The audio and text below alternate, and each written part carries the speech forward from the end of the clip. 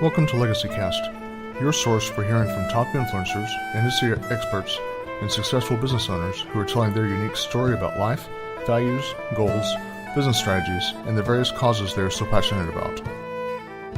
Future generations will come to be impacted by what is happening today, whether positive or negative, and our mission is to focus on what is going to affect change for the better. Hosted each weekday by James Snow, a former U.S. Army combat medic, now founder and principal advisor of James Advisors Group, a full-service financial planning firm in North Texas. This is Legacy Cast.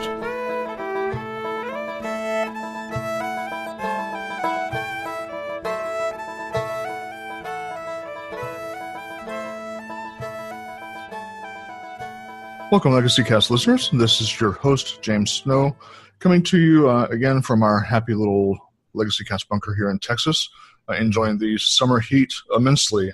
Wishing we were somewhere cooler, which, ironically, my guests today are probably in a much better state of weather.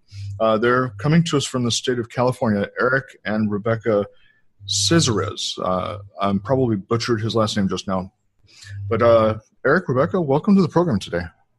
Yeah, thanks, James. It's great to be here. Appreciate it. Thanks for having us. Now, Erik and Rebecca, for our listeners here, they have a CPA firm there in California, handling people's finances, obviously, and navigating the wonderful world of taxation, which is something that I completely leave alone with my practice because I don't want to mess with that stuff. I don't do taxes or legal advice, but that's something that they can help you with. So they have a lot of expertise in that direction. And so it's good to have people out there. Erik also is a Army veteran, so I want to make sure I get those kudos to my Army brother. And so Erik and Rebecca, just sort of let it go your direction. As I was doing through the intro, or before the podcast actually, kind of explaining that with our program here, Legacy Cast, we talk about legacy, but from a lot of different perspectives. Our guests here on the program will have different outlooks on it. And so for you guys, when you hear about legacy, what is it that comes to mind? What does that mean to you? I think for me, the legacy that you want to leave behind is anything that won't leave you with regret at the end of your life. So anything that you want to leave as principal motivations for your children, your grandchildren, your inner circle of influence, making sure that you can, reach out and make your life count at the end of it.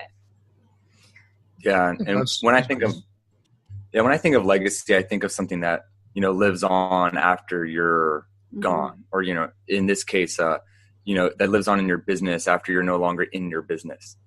And to me, I think that's important, maybe for others, when they start their business, that's not part of their consideration. But for us, that was a major part of consideration, is how are we building a structurally sound, and a solid foundation in our company that where over time it can continue to exist and continue to,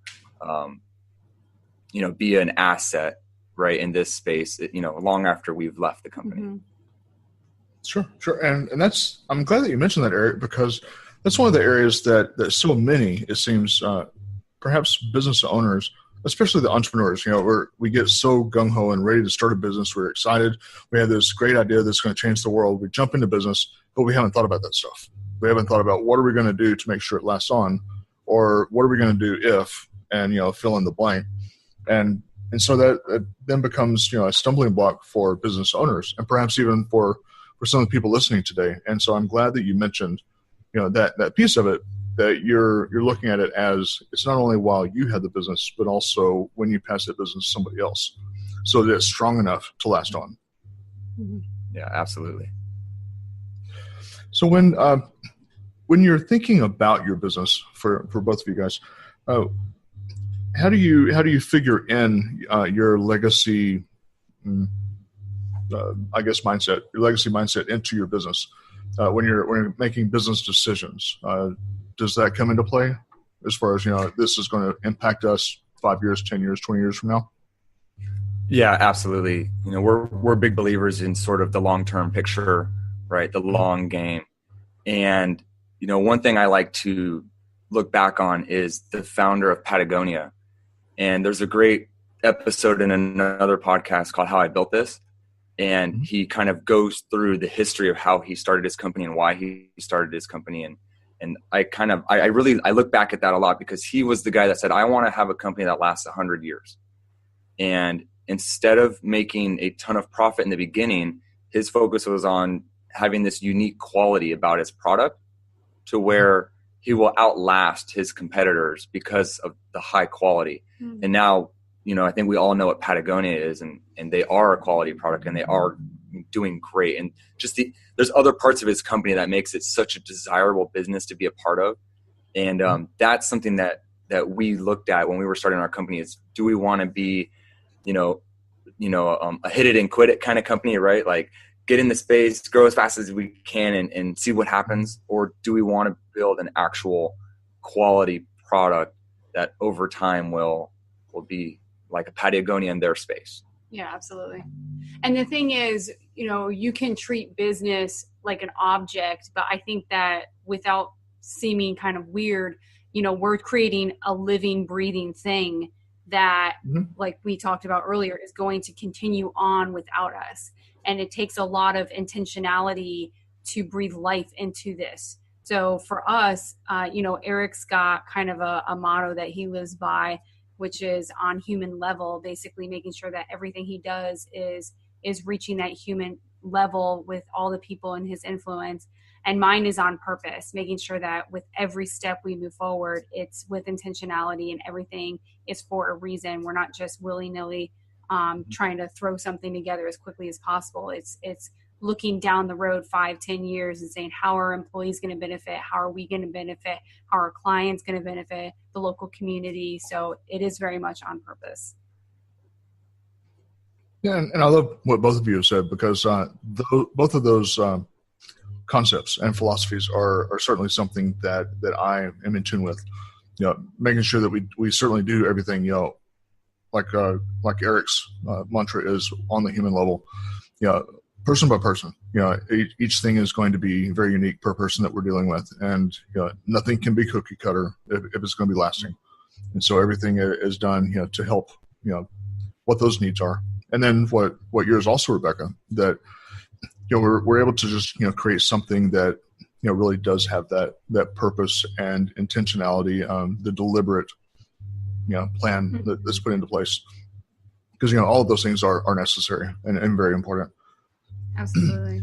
So when you're correlating things into your business, like you had those particular, I guess you could say, sort of your mission statements of a sort, how do you incorporate your different legacy concepts into your business, though?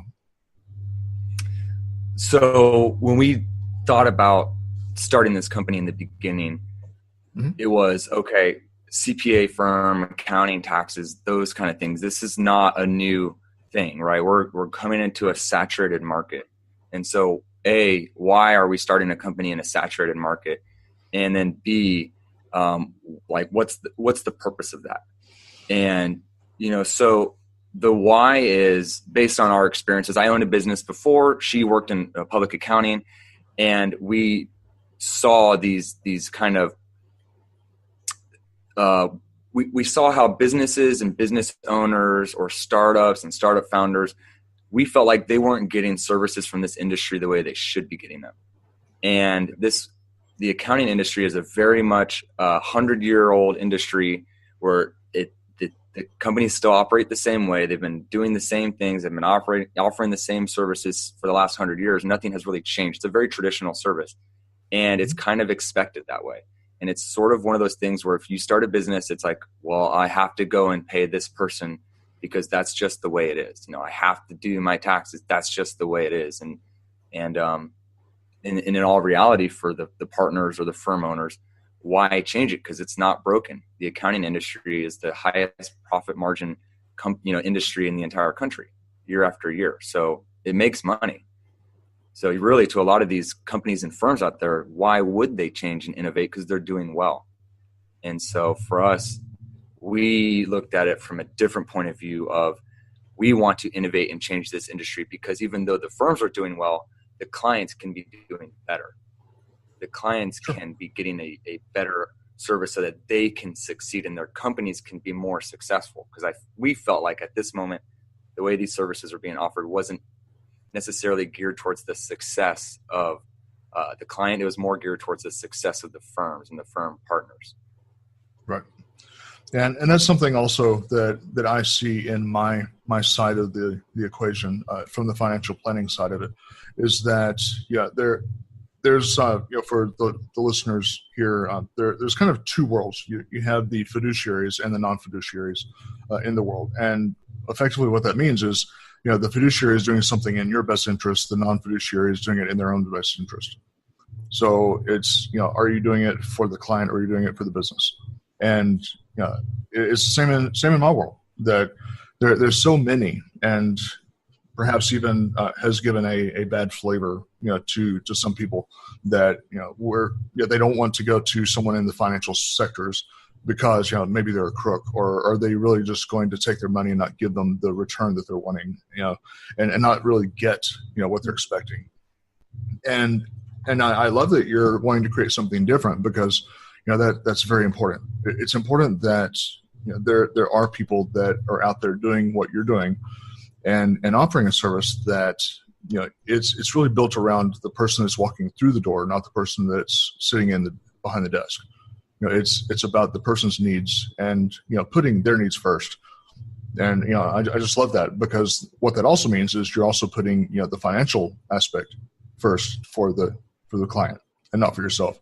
You're making less money so that they can make more money. And that's a beautiful thing. I mean, that's awesome. Yeah, absolutely. Absolutely.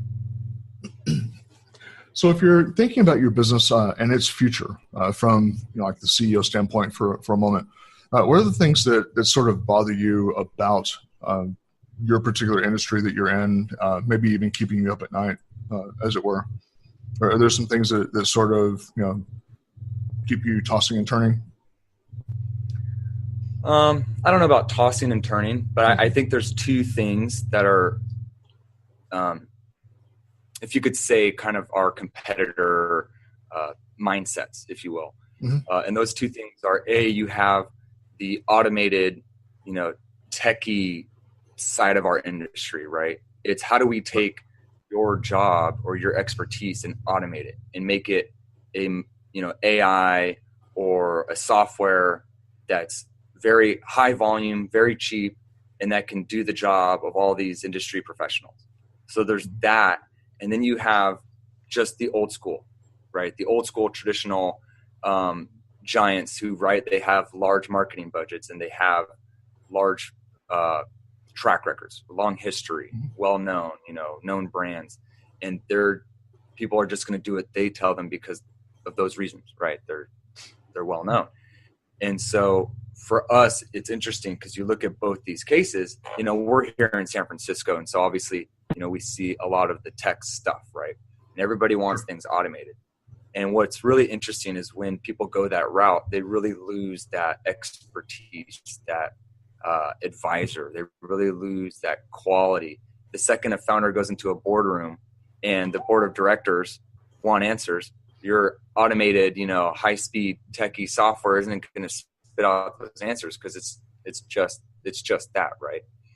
Mm-hmm. And so that's the point where, there's the balance that we ride as a company is, we want to offer very innovative services in the way that we deliver our products, but we don't want to become detached from our products. You don't and want our to lose services. the human touch. Sure. We want to maintain that high touch. We want to maintain a low volume client count so that we can be high touch and we can be an asset to them throughout their journey as a business owner or a founder. Yeah, absolutely.